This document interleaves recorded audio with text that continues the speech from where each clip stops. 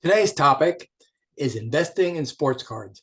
Monetize your baseball card collection. When we look at the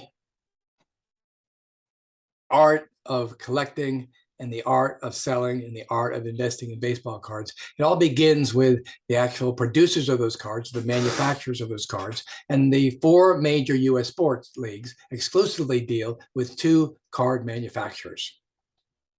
The NFL and NBA have exclusive deals with Panini America until 2006.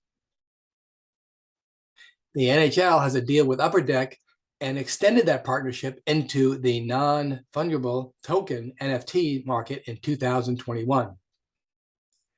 Major League Baseball ended its partnership with Topps in 2022 and signed a deal with Fanatics to produce baseball cards and NFTs. Understanding the baseball card market also means understanding the U.S. economy. And there are several terms in the economy that affect what the change in the investment value will be in one's card collection. So inflation year to date, as we can see over the last 10 years, has been fairly steady until almost just recently, where we find that inflation peaked in April of 2022 at 8.3%. At that rate, it would take 9 years for your cash to lose 1/2 its value. August of 2022, the stock market had fallen by 20%. So we have increase in cost of our commodities and people are getting less value for their dollar. And we have the investments that people typically put into the stock market has dropped 20%. And during high inflationary periods, actually sports cards have either held or offered an annual growth. So we look at market-made reports and we see that the 5-year performance of sports cards from 2017 to the present 2022 have outperformed the S&P 500, outperformed gold, and outperformed bonds. So we can look at some more graphs that have been put out by the Money Made, and we see performance of sports cards in 2020. We see overall performance of sports cards across 3 recent market crashes, and we see again that it held its own compared to certainly S&P 500. And 1-year performance of sports cards from June 2021 to June 2022, and sports cards have been far exceeding bonds, S&P 500, and even gold. We look at sports cards during January 2022 and May 2022 during the market crash. And again, sports cards held their own and didn't lose. Sports cards during Q4 of the 2018 market crash, we see that, again, it lost a little, but not as much certainly as the S&P 500. Sports cards during COVID-19 recession in 2020, again, they had a slight increase. And finally, overall performance of market crashes across recent market crashes, we see that sports cards held their own. So the GDP is the gross domestic product. What that basically means is that it's a reference point for health of a nation's national and global economics. A strong GDP means firms hire more workers and can afford to pay higher salaries. This leads to more spending by the consumer for goods and services. So when we have a strong GDP, people are more willing to purchase items and purchase commodities. And certainly that would be the collecting area with baseball cards. A down GDP, the economy is shrinking, pay freezes, and job loss. When the GDP drops as a result of shifts in demand, it increases interest rates and government spending. And Federal Reserves fight inflation by raising interest rates. So as the GDP goes up, it would be more conducive to basically people spending money. As it goes down, then people will have less funds and less expendable dollars. So that moves us into a recession. Is a recession coming? And that's been the question over certainly the last 6 to 8 months. A recession is a fall in GDP in 2 successive quarters. Hiring stops, investments dwindle, people have less discretionary income, consumer spending slackens, and they're more likely to save. And so this would imply that when there's a recession, it's unlikely that people will put their money into collectibles such as baseball cards. Pessimism, though, can be a self-fulfilling prophecy. If we think things are bad, they will go bad. So the sports card hobby bubble has not burst. And what many of the speculators are saying is the market is merely going through a correction. So it goes through an economic cycle. And as we can see in terms of these dates, it's exactly what's happened in the sports card. And the projection is, come 2027, that things will change. So the sports card industry is recession proof, as we showed in the graphs before. It's going nowhere. It has a loyal core base of customers, and investors have an attachment to the sports that goes beyond market performance. There's a passion within collectibles. And also, some of the information that we'll read on the internet and so forth is manipulated. And we see that the cards peaked in February of 2021, and now they're going through a correction phase through 2022. The crash looked at one set of data. So what this crash is basically looking at in terms of why the prices have gone down is basically the data from eBay sales. So when we think about investing in general, most money market investors or people who see a marketing advisor or a consultant, they will be told to diversify your investments. You don't put all your marbles in one basket. And so this is kind of the distribution that sometimes is recommended. So we have stocks and mutual funds, and we have bonds and annuities. We have real estate, businesses. We have gold and collectibles. And so that is kind of balanced out in terms of these 5 areas that includes also cash. So there are some challenges, of course, to investing in sports cards. And it usually takes some type of work in order to be successful. You have to do reading, you have to have some knowledge base. And actually, that is what is the purpose of these numbers of presentations that I've made on YouTube, to kind of provide that education for people who are currently interested in making a profit from their baseball card collection. So there's a whole list of pros and cons, and these things are considering the increase in card prices, declining awareness of the pastime as people are moving to different areas of collecting, switching, for example, to video games by the younger generation, market saturation, and that is always going to be a concern thanks to the junk wax era, where there was abundance of cards made available, which greatly decreased any value of those cards. Lack of tangible value. In other words, you have a piece of cardboard with a picture of a man on it, which is different than gold or silver. It's a consumer-driven industry in terms of what stimulates the consumer to buy, the passion, the prospect of making more money. And there's now less disposable income, implies that many will leave the market. So these are the challenges and certainly considerations to be a smart investor in the field. So projections of the trading card market. Now, again, here we have the other side of the coin in terms of what eBay or WBCC, the Moneymaker, the GST, Market Financial Intellect, market research investors are saying. And as we go back to that slide, 5-year performance shows that sports cards have done well, depending on which sports card you have invested in. So eBay, 2021 report, trading cards transactions surged 142% over 2020. We see 2021, the global sports market was valued at $13 billion. It's projected to reach $49 billion by 2032. Trading card business is projected to reach $98.7 billion by 2027, a 23% growth according to GST market report, and compounded annual growth rate of 13% over the next 10 years. So that the people who investigate this, the people who research this, the people who kind of crank out the numbers say that the projection for cards, providing that you invest in the right types of cards, will basically pay off in the future.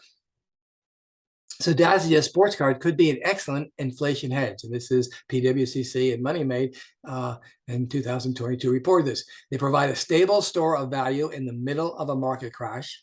They have potential to offer accelerated growth once the market begins to recover. 218% return over the past 5 years outperforming alternative asset classes, and sports cards outperform stocks and bonds when all 4 inflationary periods are averaged. So here we have a kind of an overview of those basically high inflationary periods, and we compare it to sports cards and to S&P 500 and bonds, and we find that in high inflation environments, sports cards have tended to either hold their value or increase their value over the period of time. They outperformed investor safe havens such as cash and bonds during the 2 most recent inflationary periods, and sports cards even outperformed the stock market during 2 of the 4 inflationary periods since 2008.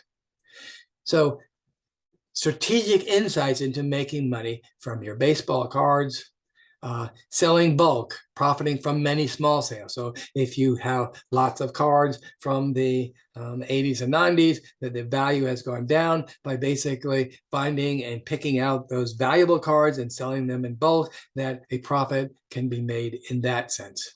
Also, sealed products. Hold for more than 5 years, especially with products that contain valuable cards, can provide income. Grading cards, taking cards and actually sending them out to be graded, the price increases, and especially if they're in mint condition. And then rookie prospect speculation, especially if the rookie goes on to have a successful year or an impact season. Again, the question is there an overproduction of these cards? Can you predict who's going to be successful, who's going to make the Hall of Fame? But this is a part of that kind of information and intellect curve. So some investment strategies that one would consider in terms of, if I'm going to purchase baseball cards and in the future make money from that purchase, these are some suggestions, and they're pretty much run this course. Long-term investments is always and shall always be vintage cards. Purchase and hold them for 10 years, and in 10 years, the value has been shown to increase. Short-term, that means flipping of high-end ultra-modern cards. So many cards that are extremely expensive now, and getting them and then turning them over for sales has been lucrative for people, especially over the last 2 to 3 years. And then thirdly, informed and strategic sale of your junk wax era cards. So we'll look at each one of these individually. The long-term investment vintage cards. And we look, and of course, choosing those cards, but it's a limited and known population. We know these people have been successful. They're already stars. They've been proven. They're in the Hall of Fame. And the number of cards made, certainly before 1970, were limited. The collectors of baseball cards are more hardcore than people who basically just speculate in other markets. Stars have withstood the test of time. Physical assets that hold emotional value make them a good value during times of economic uncertainty.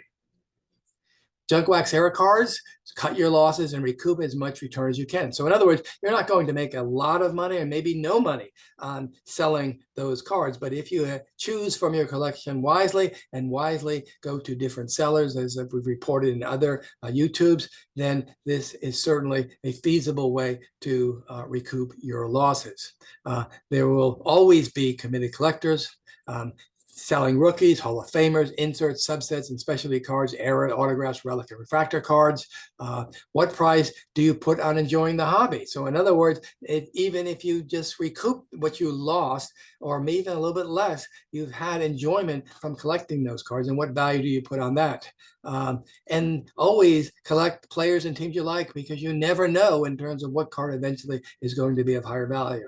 And then you can ask the question, would you still like these cards if they had no monetary value? And so we buy many things well thinking, well, I'm buying this in order to sell it back later. And finally, sell overvalued cards. So if cards go up like they did in 2020, 21, of players that basically you're ready to sell your cards, then jump on the market when the market's hot. Okay, so flipping cards, and usually that would be high-end ultra modern, but there also are other ways of flipping. So flipping cards is buy underpriced cards online, e.g. eBay auctions, and then flip it, turn it over, and sell it again. Speculate on what cards will rise in value and sell high when the moment arises. Graded cards hold their value better and give a level of security. Let you act quickly if the player is called up or has a hot streak. So in other words, you kind of speculate, get it graded, and then the player has a hot streak, it's a hot card, again, immediately flip it and sell it. Get a raw card graded and then flip it. So in other words, you'll find some cards on eBay or auctions that are basically at a lower price, and then you get it graded and they'll go at a higher price. Caution, grading by PSA can cost $50 to $150 per card and often does not bring a gem min of 9 or 10. So of course you have to, again, be educated and make informed decisions. Buy boxes and flip individual cards. So, 2 to 3 cards graded may far outsell the $20 hobby box. So increasing the likelihood of sales. I've done a previous YouTubes on this, and we talk about the things that are more likely to sell based on their vintage or rookies, graded, Hall of Famers, the brand of card, the scarcity, the popularity of the player, the parallels, other cards like it that are less amounts, inserts, high numbers in sets, error cards, the timing of when you sell it, the timing of if the player dies or the timing if they make the Hall of Fame, team affiliation, a card design, and players' cultural relevance. So just like we talked about diversity in terms of your investments in stocks and bonds and mutual funds and annuities and cash and gold and collectibles, we also talk about having diversity within your collection, not just basically baseball cards or particularly you're a particular player, but basically kind of a variation so that some things may be in more short supply months, more valuable at particular times and so forth. So other sports cards, NFL, NBA, NHL, even golf and NASCAR cards can be of value, and when the baseball cards are not. Buying sets, unopened boxes can basically be a different form of investment. Getting autographed photos, autographed cards, autographed baseballs, jerseys autographed, price guides autographed. Even those price guides can be resold if there's a particular hero that's on the cover that people will buy. NASCAR replicas, either 164 or 1 to 24, or even models that you put together have increased value and normally are not overproduced. Programs from the World Series are an item that's hot on the market. And then even figurines like Danbury Mint and starting lineup increase in value over time. So diversifying your collection. You have to have a clear strategy when you're trying to sell online. So before you price your items, take a look at the current market and price competitively. And these are some sources. And there's another YouTube that we talk about where you can find out where the card's going for, eBay or ComC or Slapbox, or even baseball card price guides like Beckett and Tough Stuff.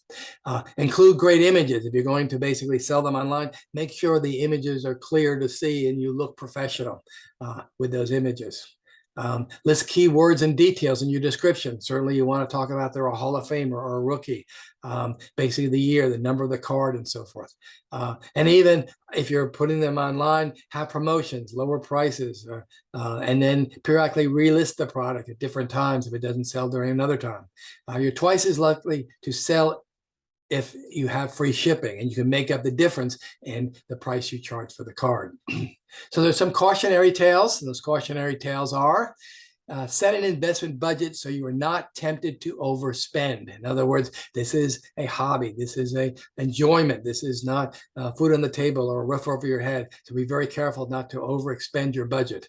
Don't invest money you can't afford to lose. So you have to kind of keep some money safe for a rainy day. So don't go into your emergency funds for sure. Only use discretionary money. Sometimes people call it play money for purchases. Think about, if I do, I may never see it again. And that's fine because it's not that necessary for survival, that money you're putting away. And be aware of shill billing or shilling occurs when the seller of an item poses as a bidder and submits bids in an auction in an effort to raise its price. So be very careful about auctions and so forth. And on some of the other YouTubes that I've produced, it gives some other examples of things to be cautious about in terms of investing or prospecting or speculating with cards. So I have kind of had a series that's been going on of 12 different talks, and this is kind of a review of those different talks, and you can kind of go on to the site and you can basically review these. If we talk about special and unique baseball cards, which certainly sell better, Panini and Fanatics control the market, tips on what baseball cards have the most value, the decline of the baseball card market, and then the recovery of the baseball card market, and then the correction of the baseball card market, and what that means to you in terms of investment and future sales. Profiting by by knowing who is in the Hall of Fame. In other words, know what players are there and know what players basically are going to have the most value. Players who should have made the Hall of Fame, speculating who will make the Hall of Fame, and this will basically make your cards more valuable if you can kind of get it out there just before they make it or soon after they make the Hall of Fame. Controversial players in the Hall of Fame, where to sell your baseball cards. And there's many more places just besides eBay. And one needs to, again, we talk about this term diversify your sales. And then this talk today on investing in baseball cards. So if you are interested in learning additional information about the baseball card industry, the history of baseball cards, profiting and investing in baseball cards, or ideas to bring the fun back to collecting, be sure to follow us below. Feel free to view our library of YouTube videos, and please take a moment to hit the subscribe button. Also, check out our eBay store where we have available for sale many of the cards shown in the videos.